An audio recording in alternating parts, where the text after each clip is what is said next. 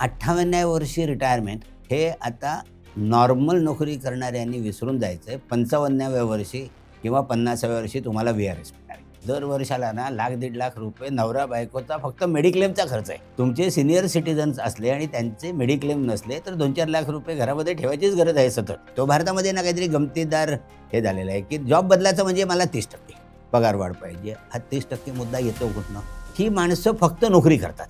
रोज सकाळी उठतात, ऑफिसला जातात, इमाने इतबारे काम करतात, बाहेर येतात.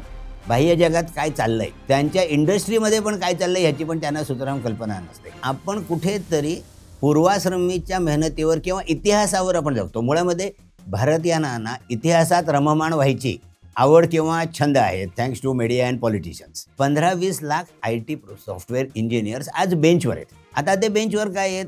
सिम्पल आहे, त्यांची ITच्या बॅलन्स शीटमध्ये valuation of the head count आहे. त्यामुळे तिथे माणसाची कन्व्हर्जन किंमत केली जाते. आता तुमचं लाईफ 90 आहे, त्यामुळे पहिल्या दिवसापासून सेव्हिंग करा.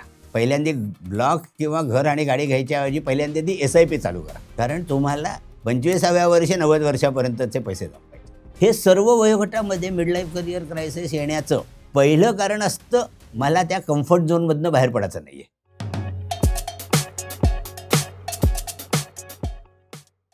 नमस्कार, मी विनायक पाचलक आणि थिंक बँक व चितळे मिनी बाकरवडी प्रस्तुत मिनी मंचच्या नव्या भागात तुम्हा सगळ्यांचं अगदी मनापासून स्वागत.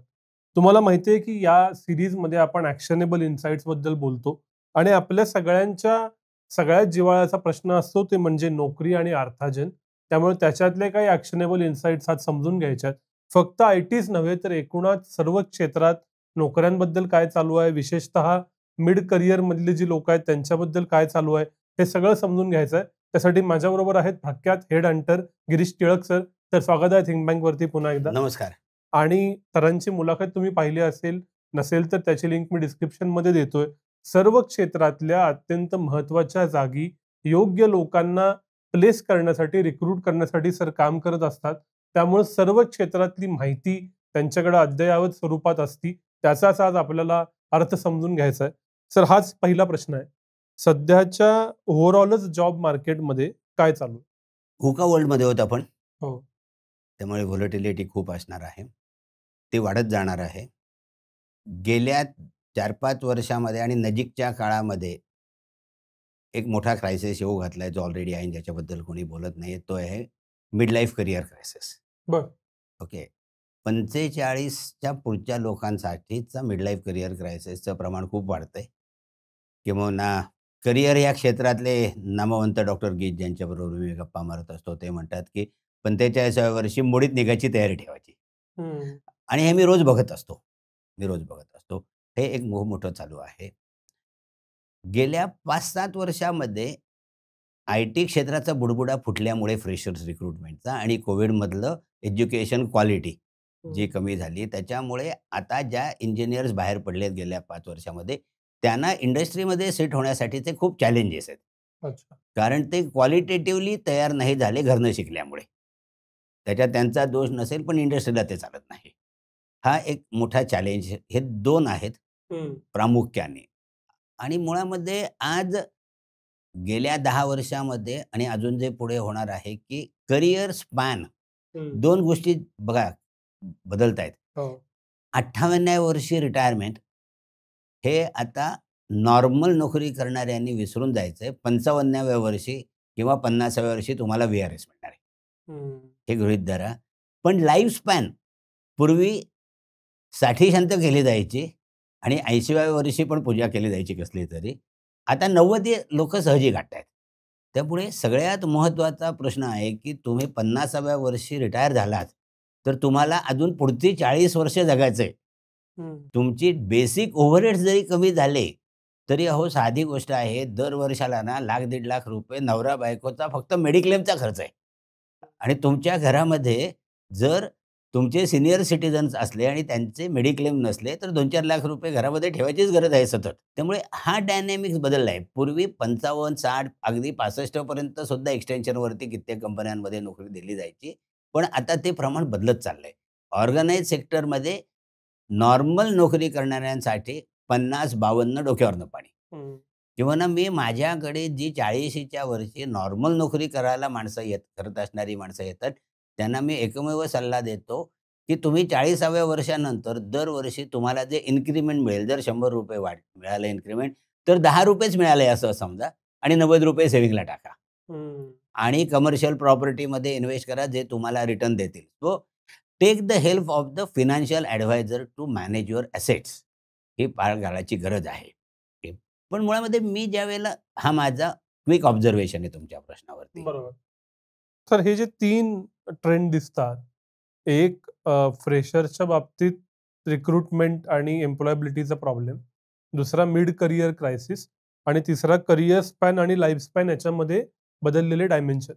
या तिन्हीवरती आपण जाऊ, पण मी सुरुवात मात्र मिड करियर क्रायसिस पासून करतो, कारण आपल्या ऑडियन्सपैकी खूप मोठा वर्ग हा 30 ते 50 वयोगटातला आहे. तर नक्की काय घडतंय? हे फक्त आय-टीत आहे का मॅन्युफॅक्चरिंगमध्ये आहे का अलाइड सर्व्हिसेसमध्ये आहे? आणि मिड करियर क्रायसिस होतो म्हणजे काय होतं? मिड लाईफ करियर क्रायसिस म्हणजे काय, की ज्यावेळेला whatever job you are doing same job for multiple years आणि त्या प्रवासामध्ये जर तुम्ही टिपिकली खूप मोठ्या कंपन्यांमध्ये नोकरी करत असाल, तर त्या कंपनीच्या आकारमानानुसार तुमचा पगार दरवर्षी ॲव्हरेज 60% जरी वाढला, तरी काळाच्या ओघात तुमचा पगार सायझेबल वाढतो. आणि नुसता पगार वाढत नसतो, तर त्याच्याबरोबर रिटायरल बेनिफिट्स, पर्क्स, फॅसिलिटीजची जी कॉस्ट असते, जी तुमच्या पगारात नसते, ती वाढत जाते. आणि ज्यावेळेला आपल्या लोकसंख्येमुळे आणि एज्युकेशनची क्वालिटी हा पण आत्ता भाग जरी बाजूला ठेवला, तरी educated audience right from the engineer, BA, BCom, CA हे सगळे ज्या मोठ्या प्रमाणात बाहेर पडतात, त्यामुळे तुमच्याकडे यंग हँड्सची अवेलेबिलिटी जास्त आहे. त्यामुळे साहजिकचपणे वयाच्या 45 वर्षी, 50 वर्षापूर्वी एखाद्या कंपनीमध्ये तुम्ही अकाउंट्स मॅनेजर म्हणून नोकरी करताय. प्रॉबेबली तुम्ही 25 वर्षापूर्वी फ्रेश बी-कॉम म्हणून त्या कंपनीमध्ये लागलात. आज पुण्यामध्ये अशा कित्येक कंपन्या आहेत, की तिथे माणूस एखादा 22व्या 23व्या वर्षी बी-कॉम झाल्यावर नोकरीला लागला आणि इमानतबारे काम करून, शिकून तो तिथे अकाउंट्स मॅनेजर पदापर्यंत पोहोचला आणि आज त्याला अगदी 20 ते 30 लाखामध्ये पगार आहे. पण जर मला तेच काम करण्यासाठी एखादा चार्टर्ड अकाउंटंट त्याच्या अर्ध्या पगारामध्ये आणि कमी वयामध्ये आणि ज्याला टेक्नॉलॉजी पण कळते जर येत असेल, तर मी का नाही घेणार? कारण शेवटी business is all about bottom line. आता इथे चॅलेंज काय होतो, की ही जी नंबर 1 बी-ए, बी-कॉम, बी-एस-सी, आय-टी-आय, आय-टी-आयला मी आत्ता बाजूला ठेवीन, कारण त्याने जर मनात आणलं तर ते अजून खूप काही करू शकतात. नॉर्मल शिकलेली माणसं जी आहेत, त्यांनी एक लक्षातच घेतलं पाहिजे, की you are going to hit the roof very fast. एक सिंपल फंक्शन घ्या, सप्लाय चेन किंवा प्रोक्युरमेंट. आज ह्या सगळ्या मोठ्या कंपन्या आहेत, मोठ्या इंजिनिअरिंग असेल, फार्मा असेल, केमिकल असेल, ह्या सर्व कंपन्यांमध्ये ज्या सिस्टम आणि प्रोसेसेस ज्या सेट केलेल्या आहेत, तिथे ना ती सिस्टम कंपनी चालवत असते. माहिती तुम्हाला फक्त ती सिस्टम मॅनेज करायची असते. त्याच्यानंतर आज पुण्यामध्ये जवळ-जवळ 70% टियर 1, टियर 2, टियर 3 ऑटो ॲन्सिलरीज आहेत. एक काळ डबल डिजिट प्रॉफिट मार्जिनमध्ये असणाऱ्या ह्या सगळ्या ऑटो ॲन्सिलरीज आता सिंगल पर्सेंट प्रॉफिट मार्जिनवर आहेत. म्हणजे काहींचं प्रॉफिट मार्जिन आता 4% पेक्षाही कमी आहे. साहजिकचपणे त्यांच्यासाठी ऑटोमेशन, रोबोटिक्स, एआय ह्या सगळ्याचा वापर करून हेडकाउंट कमी करायचे आहेत. आणि त्याच्याबरोबर अशी आहे, की तुमच्या दरवर्षी अपेक्षा म्हणजे हा आमच्याकडे नेहमीच प्रश्न आहे. तो भारतामध्ये ना काहीतरी गमतीदार हे झालेलं आहे, की जॉब बदलायचा म्हणजे मला 30% पगार वाढ पाहिजे. हा 30% मुद्दा येतो कुठनं? आता हा मिड लाईफ करियर क्रायसिस काय होतो, की तुम्ही तेच रुटीन जॉब करत असता. तुम्ही एक सर्टन स्टेज नंतर तुम्ही नॉर्मल बी-ए, बी-कॉम, बी-एस-सी असाल, तर त्याच्यापुढे तुम्हाला कंपनी नेऊ शकत नाही, कारण बॅलन्स शीट सही करायला सी-ए लागतो. आय-सी-डब्ल्यू असाल तरी फार चांगलं आहे, पण आता कॉस्टिंगचं काम बऱ्याचशा प्रमाणामध्ये टेक्नॉलॉजी करते. त्यामुळे कॉस्ट अकाउंटंट हे फंक्शन आहे, त्याच्यावरती मर्यादा आल्या. आय-सी-डब्ल्यूला मी सी-एफ-ओ करू शकत नाही, कारण मला बॅलन्स शीट सही करायला दुसरा माणूसच लागतो. आता ही जी माणसं आहेत, एका त्या सर्टन स्टेजपर्यंत नोकरी केल्यानंतर त्यांच्यात व्हॅल्यू ॲडिशन होत नसते. नंबर 1. नंबर 2 एक सिंपल ऑब्झर्वेशन आहे माझं. नॉर्मल नोकरी करणारा माणूस म्हणजे अगदी क्लेरिकल ग्रेडपासून एखाद्या फंक्शनल हेडपर्यंत 99% माणसं एखाद्या वेळेस पर्सेंटेज जरा कमी पॉईंट जास्त कमी असेल त्याचं, ही माणसं फक्त नोकरी करतात. रोज सकाळी उठतात, ऑफिसला जातात, इमाने इतबारे काम करतात, बाहेर येतात. बाह्य जगात काय चाललंय, त्यांच्या इंडस्ट्रीमध्ये पण काय चाललंय ह्याची पण त्यांना सुतराम कल्पना नसते. त्यांना कुठचेही छंद नसतात, कुठचेही हॉबी नसतात आणि साहजिकचपणे कामाचा कुठचाही चॅलेंज वाटत नसतो. कारण एखाद्या कंपनीमध्ये 15-20 वर्ष काम केल्यानंतर कुठे काय कधी होणार आहे ह्याची पुरेशी कल्पना असते. तेव्हा ते सहजी मॅनेज करू शकतात आणि जर तुम्ही जरासे स्ट्रीट स्मार्ट असाल, तर तुम्ही ते बरोबर गोष्टी करून घेऊ शकता. आता ह्या सगळ्या प्रोसेसमध्ये काय होतं, तुमचा डायनॉसॉर होतो. हे सगळ्यात महत्त्वाची गोष्ट आहे. आणि मग ज्यावेळेला कंपनीच्या लक्षात येतं, की ह्या माणसामध्ये दुसरी कुठचीही व्हॅल्यू ॲडिशन होत नाही आणि बरेच वेळेला ना, आम्ही पूर्वी असं करत होतो किंवा मला असं वाटतं. हे जे 2 मानसिक ट्रेंड जगामध्ये झालेले आहे, या माणसांमध्ये जे तयार होतात, त्याच्यामध्ये स्वाभाविकपणे त्यांचा दोष आहे असं मी म्हणणार नाही, कारण अनुभवाला प्राधान्य आहे. पण अनुभव आणि नवीन तंत्रज्ञान, अनुभव आणि लेटेस्ट शिकून आलेले प्रोफेशनल्स यांच्याबरोबर एकत्र राहून जर तुम्ही काम करायची तुमची मानसिकता नसेल, इंडस्ट्रीमध्ये काय चाललंय, माझा प्रॉफिट मार्जिन किती होतोय. मी गेल्या एका मुलाखतीमध्ये तुमच्याचकडे म्हटलं होतं, की पूर्वी ॲट कॉस्ट प्लस होतं आणि आता ॲट व्हॉट कॉस्ट आणि आता व्हॉट कॉस्ट आहे ना, ती रोज रिड्यूस होत चालली आहे. ती रोज रिड्यूस होत चालली आहे. त्या प्रोसेसमध्ये तुम्हाला जर ते माहिती नसेल, तर तुमच्या अपेक्षा खूप मोठ्या असतात. तुम्हाला तुमच्या स्किल सेटचं तुम्ही अपग्रेडेशन केलेलं असतं का? मुळामध्ये कित्येक लोकं एकदा नोकरीला लागल्यानंतर काही वर्षांनी ज्यांनी शिक्षण त्यांचं बंद केलेलं असतं. आता मी जेव्हा शिक्षण म्हणतो त्यावेळेला तुमच्या इंडस्ट्रीमध्ये तुमचे कॉम्पिटिटर्स काय करतायत? त्यांच्याकडे कुठच्या टेक्नॉलॉजी येतायत? माझ्याकडे कुठच्या टेक्नॉलॉजी येऊ शकतात? माझं प्रॉफिट मार्जिन किती आहे? मला फ्लो चार्टमध्ये प्रोसेस इम्प्रूव्ह करण्यासाठी अजून मला रोज काय बघायला पाहिजे? ह्याच्यासाठी पुरेसा अभ्यासाला वेळ देतात का? पण दुर्दैवाने आपल्याकडे तो माणूस घरी येतो आणि उर्वरित वेळ WhatsApp युनिव्हर्सिटी तर आहेच आणि रील्स. तर तो माणूस अपग्रेड करत नाही स्वतःला आणि अपेक्षा त्याच्याबद्दल त्याच्या स्वतःच्या अपेक्षामध्ये खूप मोठ्या केलेल्या असतात. म्हणजे एखाद्या मी जर सेल साइडला त्याच्या कॉम्पिटिटरचे मार्केट शेअर किंवा तू ज्या सेगमेंटमध्ये आहेस, लेट अस से की मी जर एखाद्या ऑटो कंपोनंट इंडस्ट्रीसाठी सेल साइड बघतो आणि मी त्याला विचारतो, की मला ऑफ हायवे, ऑन हायवे ह्या व्हेइकल्सचा गेल्या 3 महिन्याचा 6 पहिल्या कंपन्यांचा सेल्स फिगर सांग.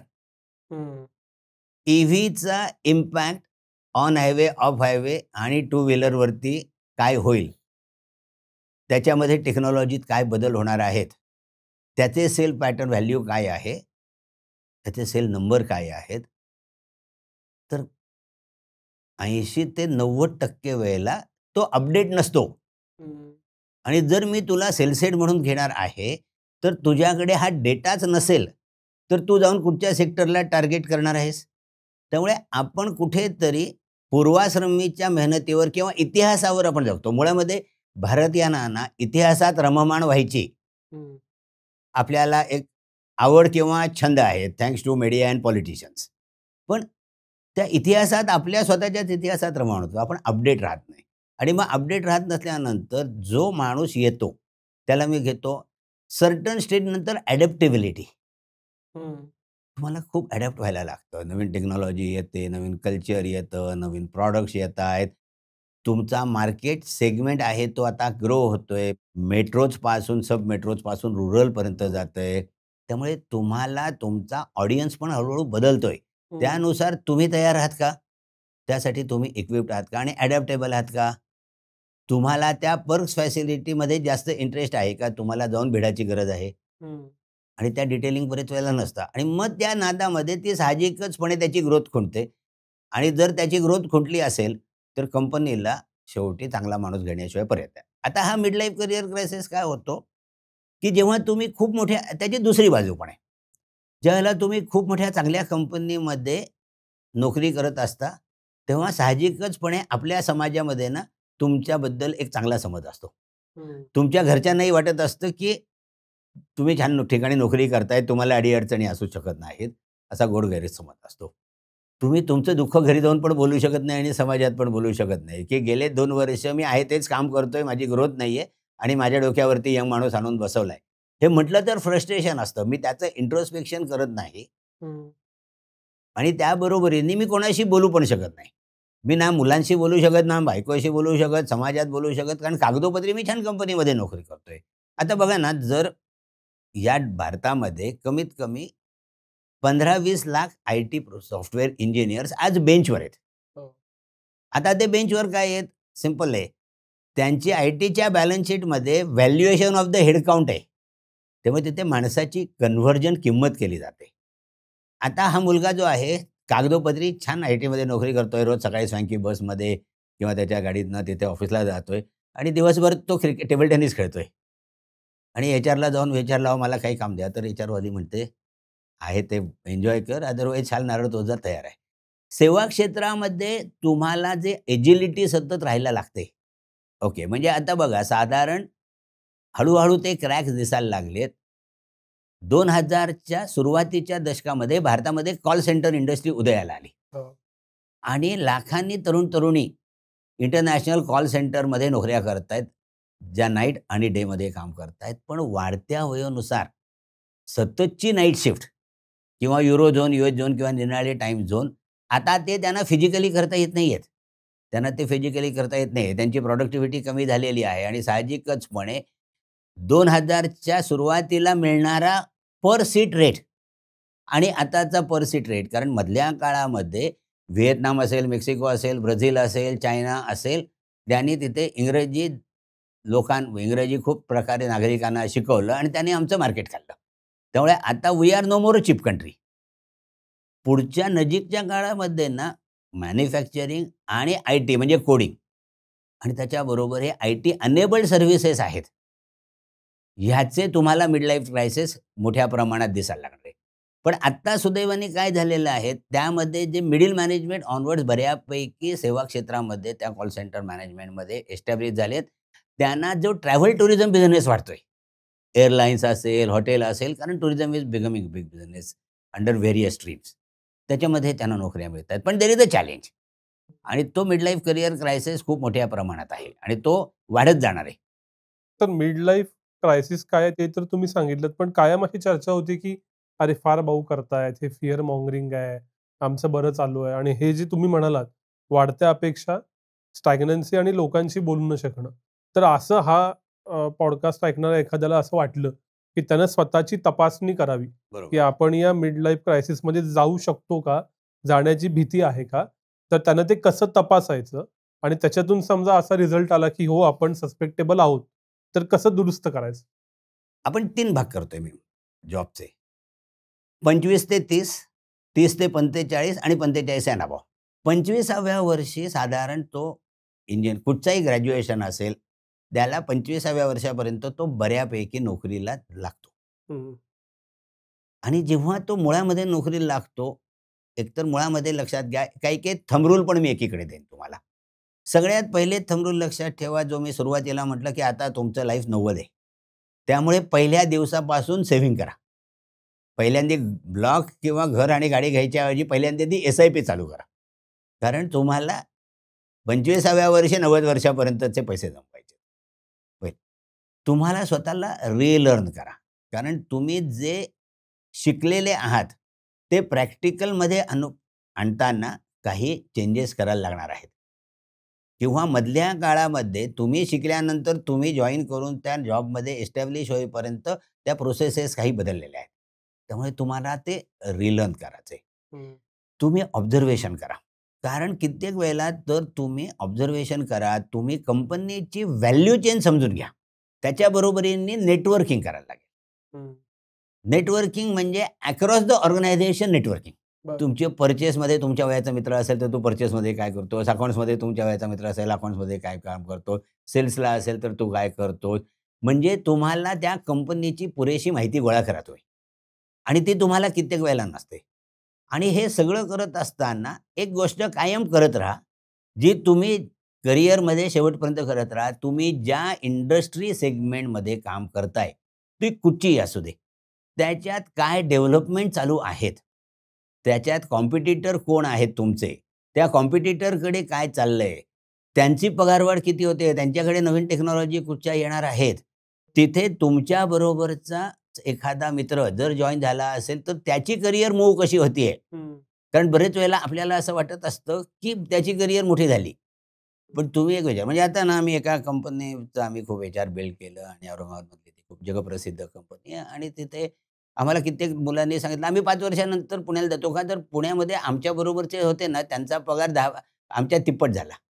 पण त्यांना जेव्हा आम्ही प्रश्न विचारतो की त्यांचा तिप्पट झाला त्याच्यासाठी त्यांनी काय केलं? हा तुम्ही त्यांना जाऊन कधी प्रश्न विचारलात का, स्वतःला विचारलात का? आणि मुळामध्ये ते करत नाही. आता ज्यावेळेला तुम्ही 5 वर्ष नोकरी करता, मुळामध्ये फक्त 1% ते 2% मुलांना माहिती असतं आयुष्यात मला काय करायचंय. बाकी घरचे शिकवतात, कारण भारतामध्ये सगळ्यांना शिकवायचंय मुलांना. म्हणून मी शिकताय. माझ्याकडे परीक्षा सोडवण्याची गुरुकिल्ली आली. म्हणजे 9वी पर्यंत तर आपल्याला पुढच्याच वर्गात ढकलतात. मला शिकायची गुरुकिल्ली आहे माझ्याकडे परीक्षा सोडवायची, म्हणून मी शिकलेलो आहे. मुळामध्ये मी ही डिग्री कशासाठी घेतली आणि मला काय करायचंय आणि मी काय करू शकतो, ह्याची बहुतेक जणांना कल्पनाच नसते. नोकरी लागली, पेढे वाटले, लग्नाचा घाट घातला, ब्लॉक घेतला. पण मुळामध्ये तुम्ही त्यावेळेला तेव्हा पहिले 2-3 वर्ष नोकरी करता, तेव्हा तुम्ही त्याच स्टेजला स्वॉट एनालिसिस करा तुमचा, की मी आत्ता जे काही करतोय त्याच्यामध्ये मला आवडतंय का? त्याच्यामध्ये मला अजून काय शिकायला हवंय? तिथे मी अजून करिअर किती ग्रोथ ॲस्पिरेशन मी दाखवू शकतो? ह्या गोष्टींचा तुम्ही अभ्यास करा. कारण जिथपर्यंत तुम्हाला नक्की त्यावेळेला मला असं वाटतं, की वयाच्या 27-28व्या वर्षी, 25व्या 26व्या वर्षी 2-3 वर्ष नोकरी केल्यानंतर त्या मुलाची स्पष्टता येते. आणि मुळामध्ये त्याच्यासाठी पहिली नोकरी काही करून कमीत कमी 2 ते 3 वर्ष करा आणि लाईफ सायकल करा आणि गोल सेटिंग तुम्ही त्या स्टेजपासून करा. हे सर्व वयोगटामध्ये मिड लाईफ करिअर क्रायसिस येण्याचं एक पहिलं कारण असतं, मला त्या कम्फर्ट झोनमधनं बाहेर पडायचं नाहीये. 30 ते 45 हा तुमच्या आयुष्यातला खूप क्रुशियल पिरियड आहे. आता त्याच्यामध्ये ना मी एक विधान थोडंसं वेगळं पण याला अनुसरून करतो. आम्ही जेव्हा बघतो ना, तेव्हा 25 ते 45 या वयोगटामध्ये नोकऱ्या बदलण्याचं पहिलं कारण हा जास्त पगार असतो. आता जर तुम्ही एक लॉजिकली त्याच्याकडे बघितलं तर 25 ते 45 हा वयोगट तुमच्या कॉस्ट ऑफ लिव्हिंग वाढण्याचा असतो. तुमचं लग्न होतं, लग्नाच्या आधी जर तुम्ही छोट्या घरात 1 BHK मध्ये राहत असाल तर तुम्ही मोठं घर घेता.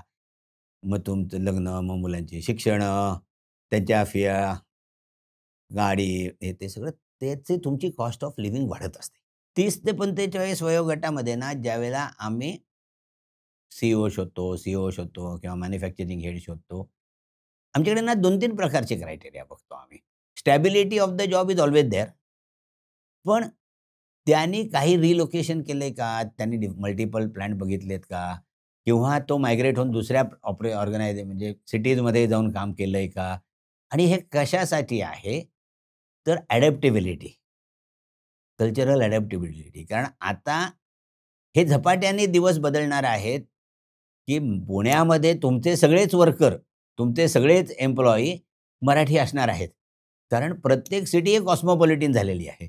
त्यामुळे तुमच्या कंपनीमध्ये तुमचे सहकारी, तुमच्या हाताखालचे, तुमचे सीनियर हे निरनिराळ्या कल्चरमधले असतील, निरनिराळ्या प्रकारच्या अपब्रिंगिंगमधले असतील आणि ज्यावेळेला तुम्ही दुसरीकडे जाता, त्यावेळेला तुमची ॲडॅप्टेबिलिटी वाढते. त्यामुळे आम्ही हे बघतो. आता तुम्ही मला मगाशी प्रश्न अजून एक विचारला होता, त्याच्यातला उपप्रश्न होता, की ओळखायचं कसं, की मला मिड लाईफ करिअर क्रायसिस होणार. आता मिड लाईफ करिअर क्रायसिस कसे होणार आहे, त्याचा एकतर सगळ्यात पहिले महत्त्वाची गोष्ट लक्षात घ्या ना, तुमच्या इन्क्रिमेंटचा पॅटर्न ओळखा. कुठचीही कंपनी ना ज्या माणसाला रिटेन करायचं असतं ना, त्याला नेहमी डिसेंट इन्क्रिमेंट देते. म्हणजे आपल्या घरामध्ये सुद्धा जी मुलगा आपल्याला माणसं हवी आहेत बरोबर, त्यांना आपण खाली घेतो. त्यामुळे पहिला तो ट्रेंड बघा. दुसरा ट्रेंड बघा, जे नवीन एम्प्लॉई येतायत, त्यांचे स्किल सेट तुमच्यापेक्षा जास्त आहेत का चांगले? आणि त्यांची एफिशियन्सी लेव्हल तुमच्यापेक्षा जास्त आहे का? आणि त्यांच्यावरती जास्त जबाबदारीची कामं दिली जात आहेत का? आणि तुम्ही आहे त्याच कामामध्ये अडकवून ठेवताय का? हे दुसरा ट्रेंड आहे. तिसरा ट्रेंड तुमची बॉडी लँग्वेज आणि तुमचं कम्युनिकेशन आणि तुमचा संवाद जर निगेटिव्हिटीमध्ये जायला लागला, बरेच वेळेला ही जी लोकं असतात ना, ते कंपनीमध्ये ना फ्रस्ट्रेशन फिरवण्याचं काम करतात. हे निराशावादी असतात. हे निराशावादी असतात. ते नवीन आलेल्या एम्प्लॉईजपासून कुठेही जाल ना, "अरे, हे काय?" तो तुम्ही ज्या कंपनीमध्ये 15 वर्ष नोकरी केली आहे, 30 वर्ष नोकरी केली आहे, ज्याच्या जीवावर तुमचं घर उभं राहिलंय, त्याच्याबद्दल तुम्ही त्या कंपनीच्या निगेटिव्हिटी तुम्ही पसरवताय. आणि ते कुठेही लोकांचे कान, नाक, डोळे उघडे असतात. त्यामुळे तुम्ही जितके सीनियर होत जाल त्या कंपनीमध्ये ना, तितके लो प्रोफाईल व्हा आणि हे 2-3 घटक मॅप करा. 2-3 घटक मॅप करा. आणि जे नॉर्मल फंक्शन करतात त्यांनी वयाच्या 40व्या वर्षापासून ₹100 पगारवाढ मिळाली तर ₹10. ह्या गोष्टी कराव्या. आणि शेवटचा जो टप्पा होता तोच शेवटचा प्रश्न आहे, की 45 नंतरची तयारी काय करायची ते सांगा तुम्ही? 45 नंतरची तयारी सगळ्यात महत्त्वाचं. तुम्ही वयाच्या 45व्या वर्षापर्यंत तुम्ही करियर, घर, चूल-मूलकडे लक्ष दिलंय. तुम्ही तुमच्या हॉबी डेव्हलप करा. 2 कारणांसाठी. प्रत्येकजण व्यावसायिक होऊ शकत नाही. पण जर तुम्ही हॉबी डेव्हलप केली तर तुम्ही क्वालिटेटिव्हली स्वतःला एंगेज राहू शकता आणि तुम्ही मानसिक रुग्ण होत नाही. दुसरं, तुम्ही सोशल एंटरप्रेन्योरशिप करू शकता का? It is not every time necessary if you cannot be entrepreneur. Social entrepreneurship करू शकता का? तुम्हाला अचानकपणे एंटरप्रेन्योर व्हायचं झालं तर 1 तारखेला तुमच्या खात्यात 50,000 पासून काही लाखापर्यंत येणारा पगार बंद होणार आहे. तुम्ही नोकरी करत असताना तेव्हा मिळणारे जे पर्क्स आहेत ते बंद होणार आहे. त्यामुळे तुम्ही एंटरप्रेन्योर व्हाल, त्यावेळेला तुम्हाला एखाद्या वेळेस गाडी नसणार आहे, तुम्हाला ट्रेननी प्रवास करायचा आहे. ह्या सगळ्याची मानसिक तयारी करा. त्यामुळे तुम्हाला जर एंटरप्रेन्योर व्हायचं असेल 45-50 वर्षानंतर कुठच्याही क्षेत्रामध्ये, अगदी म्युच्युअल फंडाच्या सेव्हिंगपासून होममेड प्रॉडक्ट तयार करून विकण्यापर्यंत, तर तुम्हाला त्या कम्फर्ट झोनमधनं बाहेर राहायला लागतं. आणि सगळ्यात महत्त्वाची गोष्ट होती, नकार पचवायची तयारी ठेवावी लागते. ज्यावेळेला तुम्ही व्यवसाय चालू करता, त्यावेळेला तुम्हाला प्रत्येक प्रॉबेबल कस्टमर तुम्हाला जो वाटतो, तो तुम्हाला काम देईलच असं नाहीये. त्यावेळेला नकार पचवायची. आणि जर तुम्ही मोठ्या हुद्द्यांवरती नोकरी करणार असाल आणि एंटरप्रेन्योरशिपमध्ये गेलात, तर तुम्ही त्या एका ऑरामध्ये असता. आणि तिथे अडॅप्टेबिलिटीचे इश्यू होतात. कारण मला तिथे ॲक्सेप्टेबिलिटी मिळवायला लागते. त्यामुळे 45 ते 50 वर्षामध्ये जर तुम्हाला नंतर एंटरप्रेन्योरशिप करायची असेल, तर शनिवार, रविवारी त्या क्षेत्रामधल्या एखाद्या व्यवसाय करणाऱ्याबरोबर तुम्ही जॉइन करा. चालत्या गाडीत जा. संध्याकाळची शनिवार, रविवारी त्याला मदत करा जाऊन. शनिवारी तो व्यवसाय शिकून घ्या आणि काळाच्या ओघामध्ये एकदा तुम्हाला वाटलं, yes I can do all this thing, नोकरी सोडा आणि त्याला पूर्ण वेळासाठी जॉइन करा. करियर प्लॅनिंग हा जो प्रकार आहे, हा मुळातमध्ये ना आपण कित्येक वेळेला ग्रॅज्युएटसाठी बोलतो. पण करियर प्लॅनिंग हा प्रकार तुम्ही वयाच्या शेवटच्या वर्षापर्यंत, जिथपर्यंत तुम्ही क्वालिटेटिव्हली एंगेज स्वतःला ठेवण्यासाठी सोशल एंटरप्रेन्योरशिप और एंटरप्रेन्योरशिप करणार असाल, तर तुम्हाला प्लॅनिंग सतत महत्त्वाचं आहे. सर, खूप खूप आभार. तुम्ही मिड लाईफ क्रायसिसचा मास्टर क्लासेस आम्हाला दिलात. त्यातले कित्येक मुद्दे आमचे व्ह्यूअर्स अडॅप्ट करतील असं मला वाटतं. तुम्ही वेळ दिलात त्याबद्दल पुन्हा एकदा आभार. धन्यवाद.